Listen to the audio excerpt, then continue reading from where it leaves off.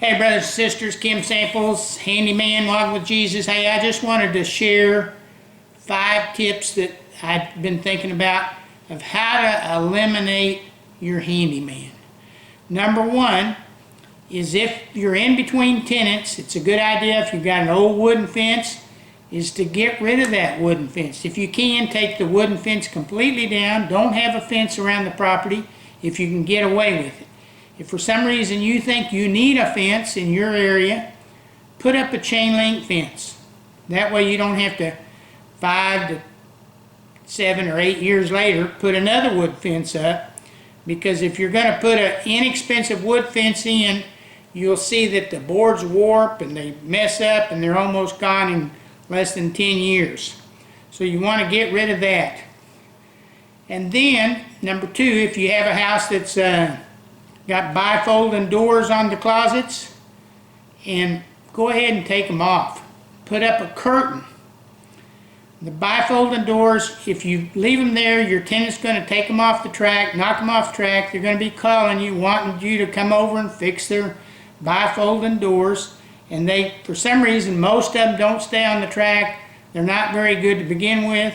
So even in your own home, they're not that advisable. So get rid of those.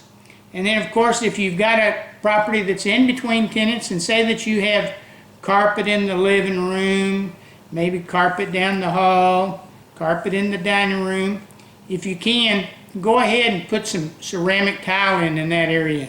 That way you don't have to put carpet in every 4 or 5 years when a tenant moves out. You may want to keep carpet in the bedrooms if you feel like it's necessary. That would be okay. If you can get away with ceramic tile in the bedrooms, I'd go ahead and put it in there too. Save you from messing with carpet down the road.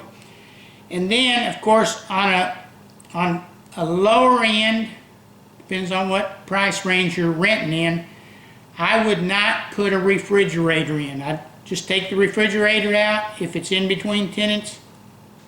Tell the tenant that's wanting to move in, you know, you have to provide your own refrigerator.